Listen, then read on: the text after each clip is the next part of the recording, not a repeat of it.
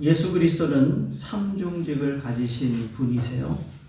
다시 말해 예수님께서 이 땅에 오셔서 세 가지 일을 중점적으로 하셨는데 선포하시고 가르치시고 치유하시는 것이라면 예수님께서 가지신 또 하나의 세 가지 직분은 왕으로 오셨고 제사장이셨고 선지자로 오셨다라는 겁니다. 예수님께서 왕업을 수행하셨고 하나님과 인간 사이의 중보의 역할을 감당하신 제사장이 되셨는데 근데 그 예수님은 또 동시에 하나님의 말씀을 모든 인류에 선포하시는 선지자 역할도 담당하셨습니다. 예수님은 하나님의 아들이시고 왕이신데도 불구하고 예수님 근데 또 인간의 몸을 가지고 십자가에 달려 죽으셨어요. 이 두 가지를 다 감당하고 계셨다라는 거죠. 그러니까 이 세 가지 직분, 또 하나님의 아들이시면서 또 죄인, 어린 양으로 십자가에 달려 죽으신 이런 것들을 보면서 우리에게도 여러 가지 직책과 직분을 가지고 살아가고 있는데 얼마나 우리는 그 직분과 직책을 잘 충성히 있게 하고 있느냐라는 것을 생각해 볼 수 있습니다. 여기 아들이면서 동시에 아버지고 며느리면서 동시에 딸이 되고 생업 또는 직장에서 직책을 가지고 있으면서 또 교회에서 직분을 가지고 있는 사람들로서 우리는 이곳저곳에서 각각 다른 역할을 수행하며 살아간다는 겁니다. 가정의 가장이면 또 어느 한 여인의 남편이 되고 또 아버지가 되고 또 교회에서는 또 직분을 가지고 이렇게 우리가 살아간다는 것이죠. 그런 과정에서 우리가 지혜를 배우게 됩니다. 아버지일 때는 아들의 입장을 충분히 헤아려야 하고 아들일 때는 아버지의 입장을 충분히 알고 있어야 합니다. 며느리는 딸의 입장에서 딸은 며느리의 입장에서 살아야 하는데 윗사람이 되면 아랫사람의 입장을 충분히 헤아리려고 해야 될 텐데 참 그게 쉽지 않을 때가 많습니다. 또 아랫사람은 어른의 마음을 충분히 알고 있어야 이 공동체의 생활이 행복할 텐데 말하지 않아도 좀 스스로 하면 안 될까? 그런 생각들을 가끔 합니다. 아마 요새 젊은 사람들을 보면 그런 생각을 할 때가 있어요. 좀 알아서 이러한 상황이 있을 텐데 알아서 하면 안 될까? 굳이 그것을 다 지적하고 얘기해 줘야만 할까? 그런 걸 느끼실 거라고 생각합니다. 직장에서도 여러분이 생업을 하시면 일하는 사람이 한두 개 얘기하면 세 번째로 좀 알아서 하면 좋겠는데 꼭 시킨 것만 한다는 거예요. 그런 거 아시죠? 좀 알아서 해야지. 그런데 오늘 우리가 읽은 잠언 말씀은 왕의 자리, 신하의 자리라는 서로 다른 직책을 설명하고 있습니다. 때로는 우리도 왕업을 수행하는 왕이 되기도 하고 때로는 신하의 자리에 서기도 하는 사람들이라는 겁니다. 여러분도 그렇게 의아하게 생각할 수 있습니다. 내가 왕이 아닌데 어떻게 왕업을 수행할 수 있는가? 그렇지 않아요. 우리가 속한 곳에서 일정 부분의 리더 역할을 감당하는 분들이 때로는 왕으로서 왕업을 수행하고 있다고 말할 수 있습니다. 그렇다면 우리가 왕으로서 어떤 역할을 감당해야 하는지를 오늘 잠언서를 통해서 우리가 배우게 됩니다. 동시에 우리는 신하인데 똑같이 하나님 앞에서 하나님을 왕으로 모시고 사는 신하들이라는 거예요.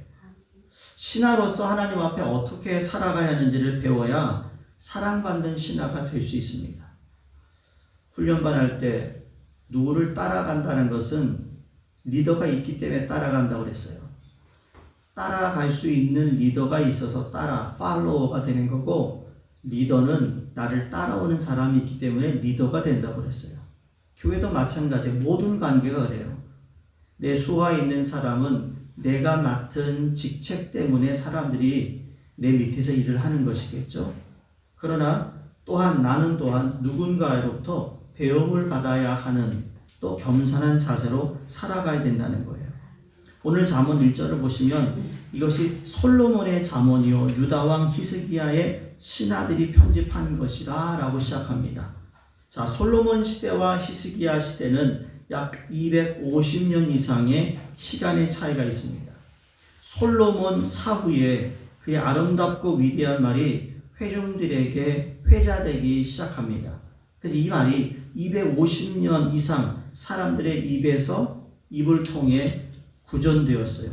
그 과정을 거친 후에 히스기야 시대에 와서 여러 백성들이 읽고 은혜 받을 수 있도록 편집해서 널리 나누자 해서 쓰여진 책이 잠언서입니다. 그걸 지금 다시 언급하고 있어요. 왕의 일, 신하의 일을 함께 구분하고 서로 입장에서 설명하면서 2절 말씀에 이를 숨기는 것은 하나님의 영화요 이를 살피는 것은 왕의 영화니라. 1절에 숨기는 것은 하나님의 영화요 또 이를 살피는 것은 왕의 영화. 재밌는 말입니다. 하나님의 일은 숨기는 것인데 왕의 일은 찾아내고 살피는 것이라고 말합니다. 이 말은 하나님은 창조와 계시 또 비밀을 숨겨두었다라는 거예요. 하나님은 자연 곳곳에 하나님의 창조의 섭리를 숨겨놓으셨어요. 제가 수요 강요 설교할 때 하나님이 때로는 숨어 계시다고 그랬어요. 창조를 하시고 하나님 뒤에 딱 지켜보세요. 우리 눈에 보이지 않을 만큼 하나님이 숨어 계세요. 하나님은 우리로 하여 그걸 찾기를 원하시는 거예요. 마치 보물을 찾듯 말이죠. 우리가 하나님의 창조의 비밀을 알아내기 위해서는 자연을 잘 관찰해야 합니다. 해가 아침에 떴다가 저녁에 지면 밤이 됩니다. 밤이 캄캄한 이유는 하루 동안 수고했으니까 쉬라는 하나님의 메시지죠. 해가 있을 때는 성실이라고 해가 지면 쉼을 누려야 하는 것이 하나님 창조 섭리입니다. 그러니까 하나님의 창조 섭리를 따라서 움직이고 살아갈 때 우리는 지혜로운 사람이 된다는 거예요. 그러므로 우리가 왕업을 수행한다는 것은 하나님이 숨겨놓으신 것들을 하나하나 찾아내고 그 속에서 하나님의 섭리를 깨닫고 행하는 것이라는 거죠. 한 나라를 다스리는 왕은 하나님께서 이 나라에 숨겨놓은 계시를 찾아내고 그 뜻대로 행하는 사람입니다. 그 일을 위해서 기도를 많이 해야 하는 겁니다. 그냥 보여주는 것이 아니기 때문에. 하나님, 우리나라에 숨겨두신 하나님의 뜻이 무엇인가? 내가 이 나라에서 찾아내고 하나님의 뜻을 행해야 될 일이 무엇인가? 라고 물어보고 또 물어야 한다는 거죠. 목회하는 목사인 저도 목회를 한다는 것은 하나님이 교회에 숨겨놓으신 뜻을 찾고 발견하는 과정이라고 생각합니다. 이거를 무시하고 자기가 원하는 대로 자기의 성향대로 목회하는 게 아니라고 생각해요. 그러니까 이건 목사뿐만 아니라 교회 장로님이나 중직되는 권사님이나 안수 집사님이 된다면 그걸 찾아야 된다는 거예요. 같이 뜻을 찾는 거예요. 하나님께 이 교회에 숨겨놓으신 뜻과 비밀이 무엇일까? 교회 리더들은 오늘 이 자리에 하나님께 숨겨두신 뜻이 무엇일까 찾아내고 살펴야 한다는 거예요. 그 과정이 목회이고 교회 리더들이 돼야 할 일이라는 거죠. 여러분, 가정에서도 똑같아요. 부모로서 왕업을 수행하는 것은 내 가정에 숨겨두신 하나님의 비밀을 찾아내고 발견해서 그건 또 일터에서 마찬가지예요. 이 상황에서 하나님이 나를 통하여 무엇을 알기를 원하시는가? 이거를 깨달으면 우리는 하나님의 뜻을 행하며 이루며 살아가고 있다라는 거예요. 그러니까 남편이 하나님 내게 주신 가정을 통해 내가 무엇을 뜻을 찾아야 합니까? 아내 되는 사람은 무엇을 찾아? 자녀도 이러면 여러분 가정이 얼마나 하나님 중심이 되지 말라 해도 자연적으로 하나님 중심적으로 살아갈 수밖에 없다라는 거예요. 그렇게 하기 위해서는 기도를 해야 된다는 거죠.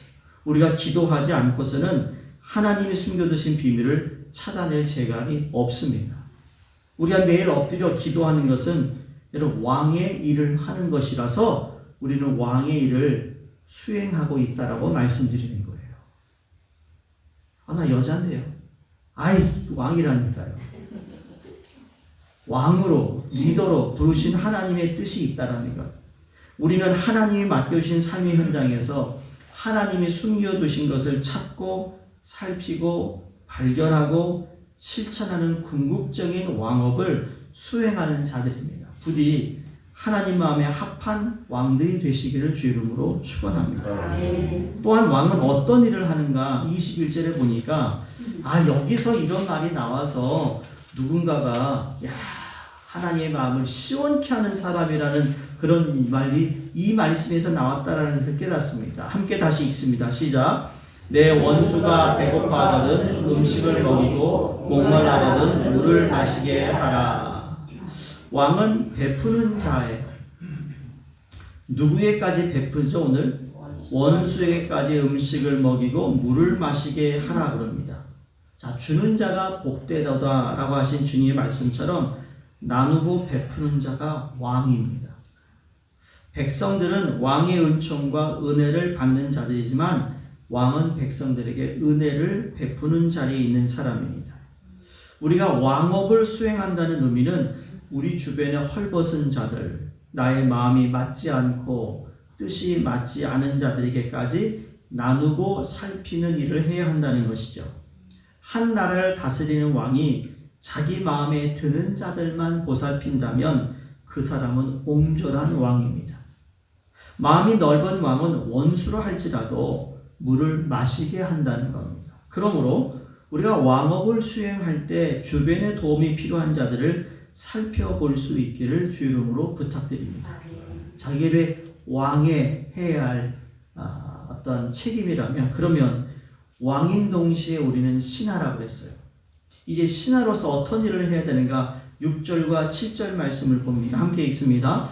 왕 앞에서 스스로 높은 체하지 말며 대인들의 자리에 서지 말라. 이는 사람이 내게 이리로 올라오라고 말하는 것이 내 눈에 보이는 주인 앞에서 저리로 내려가라고 말하는 것보다 나음이니라. 아멘. 왕이신 하나님 앞에서 스스로 높은 체하지 말라 그럽니다.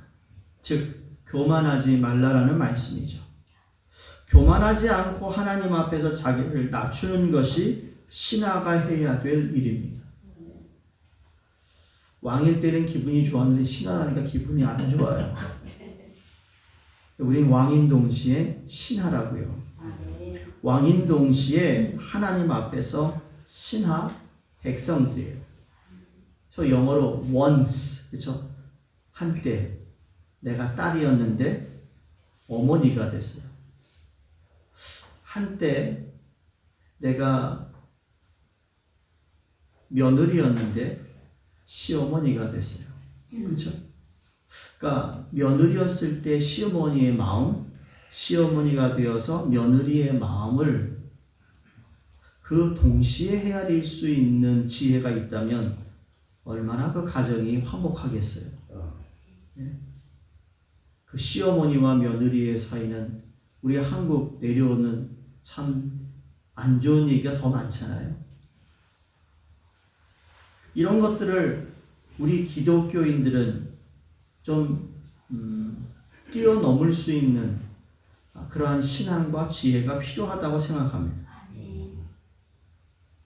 한국에 안 좋은 것이 그거예요. 야 임마 내가 1학년 때 2학년, 3학년 선배 형들이 날 그냥 팼어. 나도 이제 3학년에서도 1학년 학생들 일로 와 그냥 패고 때리고 이게 좋은 걸까요? 물론 추억은 남겠지만 왜 안정을 계속 반복할까요? 참 어리석다고 생각해요. 그걸 통하여 상처를 받은 사람은 어떻게 하라고? 평생 상처를 낼 수 있을 텐데요. 그게 어떤 문하고 우리의 자라난 그거였습니다. 그런데 그게 싫었다면 이제 내가 상사가 되었을 때 그렇지 않아야 되는 거 아닐까요? 네. 그러니까 이 역할이 우리는 항상 젊었을 때는 누구의 지배를 받고 내가 좀 나이가 들고 조금 뭔가 성공하면 남을 지배하려고 하고 이런 악순환이 된다면 이건 건강한 사회가 아니고 그런 건강한 공동체가 될 수 없다라는 거죠. 교만하지 않고 하나님 앞에서 자기를 낮추는 것이 신하가 해야 될 일입니다. 우리는 왕인 동시에 하나님 앞에서 신하, 백성들인데 그러므로 가정을 이끌어가는 가장이라고 해서 교회를 이끌어가는 목회자라고 해서 한 나라의 지도자라고 해서 하나님 앞에서 교만할 수 없을 것입니다. 왜? 하나님 앞에서 모두는 신하들이고요. 하나님 앞에서 백성일 수밖에 없는 존재이기 때문입니다. 그러니까 우리는 하나님 앞에서 끝자리에 서야 할 것입니다.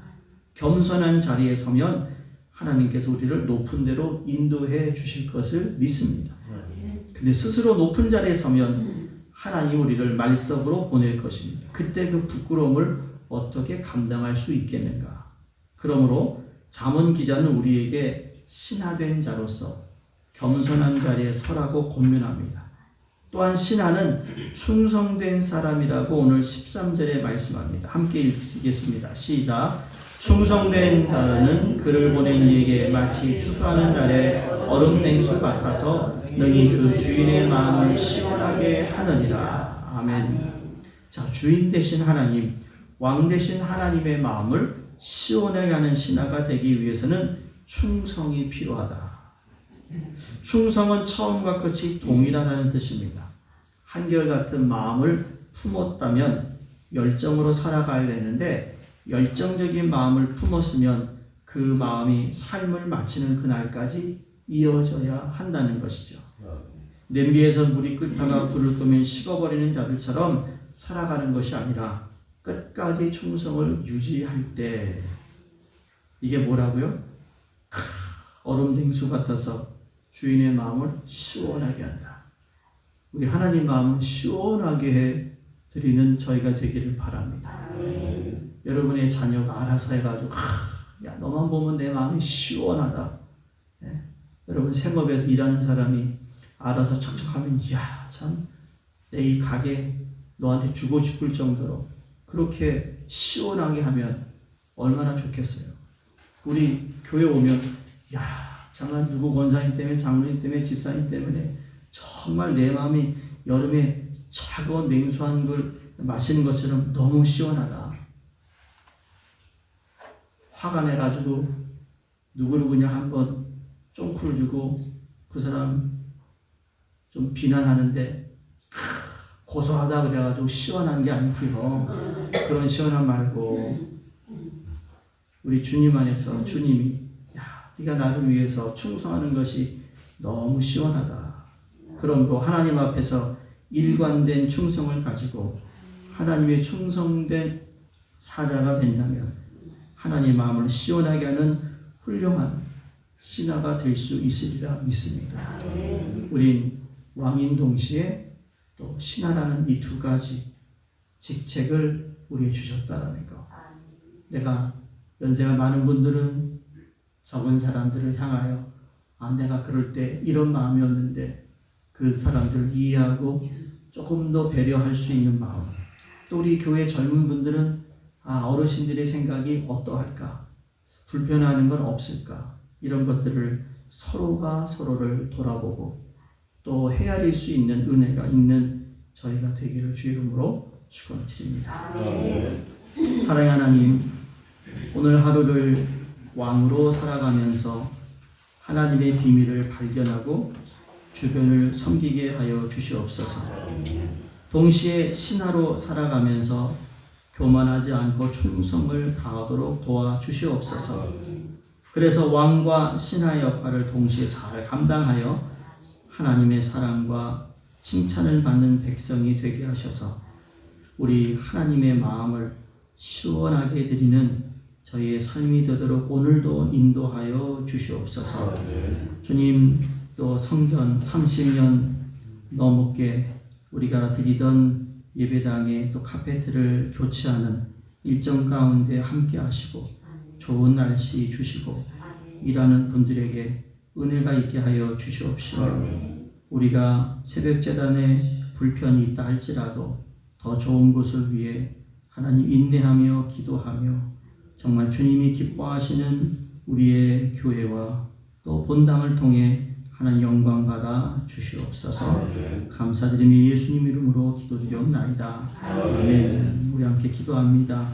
우리 알바니아의 최조영 홍정희 선교사님과 남아공의 곽용섭 안성준 두 선교사님 가정을 기도해 주시고 또 이번 주에 있을 모든 또 본당 카페트 또 교체와 또 우리 성도님들의 가정을 살펴보며 함께 기도하겠습니다.